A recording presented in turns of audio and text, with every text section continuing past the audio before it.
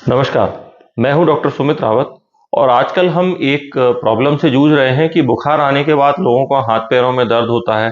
ये यहाँ के जो जॉइंट्स होते हैं उंगलियों के, इसमें सुबह-सुबह अकड़न सी आ जाती है, ये कुछ ऐसे हो जाते हैं। तो ये कंप्लेन काफ़ी देखने को मिल रही है। ये कंप्लेन जो होती है ये चिकनगुनिया के लक्षण हैं कि अगर चिकनगुनिया जब होता है और ये बुखार होके निकल जाता है, चिकनगुनिया फीवर के बाद के जो लक्षण होते हैं, इसके बाद इस तरह की प्रॉब्लम आती है।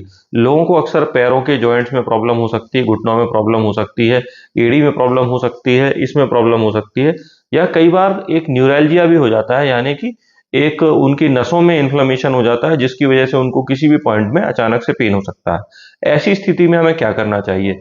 ऐसी स्थिति में पहला रिस्पॉन्स जो बॉडी का प्रोटेक्टिव रिस्पॉन्स होता है कि कहीं इन्फ्लेमेशन यानी सूजन होती है तो वहाँ के मसल जो होते हैं एक रेस्टिंग फेज में चले जाते हैं, मतलब एक उनमें स्पाज़म टाइप का हो जाता है। ऐसे ही जो आपका पैरों के जॉइंट है उसमें भी रिस्ट्रिक्शन हो जाता है, इसीलिए आपको अकड़न महसूस होती है। ये एक प्रोटेक्टिव यानी कि आपके बचाव के लिए रिस्पॉन्स होता है। लेकिन इससे प्रॉब्लम क्या होती है कि अगर यही जो अकड़न है ये कई दिनों तक रहती है तो आपका जॉइंट जो होता है ना उसकी मोबिलिटी लंबे समय के लिए खराब हो सकती है। तो इसका इलाज क्या होना चाहिए? इसका इलाज में आपको क्या करना है कि अपनी फिजियोथेरेपी कराना है। इसके अलावा आप ये देख लें, कई लोगों का रूमेटॉइड फैक्टर पॉजिटिव आ जाता है, तो एक रूमेटॉइड फैक्टर आरए फैक्टर करके टेस्ट होता है, ये करा लें। आप यूरिक एसिड का टेस्ट करा सकते हैं और सीआरपी करके ब्लड टेस्ट होता है, ये करा सकते हैं।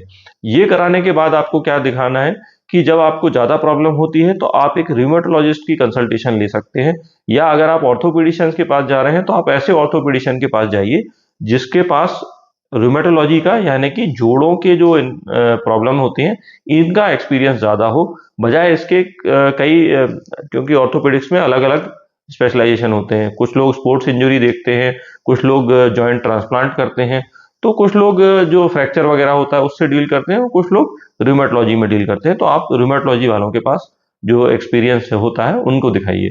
इसके बाद आपको ज़रूरत होती है फिजियोथेरेपी की, और सुबह आप चाहें तो कुछ आप कोल्ड फोमेंटेशन कर सकते हैं, यानी कि जो ठंडी चीज़ होती है उसको आप जॉइंट में लगा सकते हैं। गर्म चीज़ नहीं लगानी है।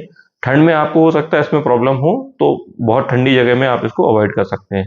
अब बात करता हूँ फिजियोथेरेपी की। तो फिजियोथेरेपी आम तौर पे लोग सोचते हैं कि फिजियोथेरेपी मतलब फिजियोथेरेपी वालों के पास हमें जाएँगे तो वो हमको बहुत एक्सरसाइज़ करवाएँगे, मतलब बहुत हमको किसी हैवी लोड वगैरह को उठाने को बोलेंगे, तो ऐसा नहीं है। पैसिव मूवमेंट्स के थ्रू जो होती है चिकनगुनिया की फिजियोथेरेपी होती है। पैसिव मूवमेंट यानी कि वो आपके हाथ को पकड़ के धीरे-धीरे पूरे मूवमेंट में लाएँगे, उँगलियों को धीरे-धीरे पूरे मूवमेंट में लाएँगे।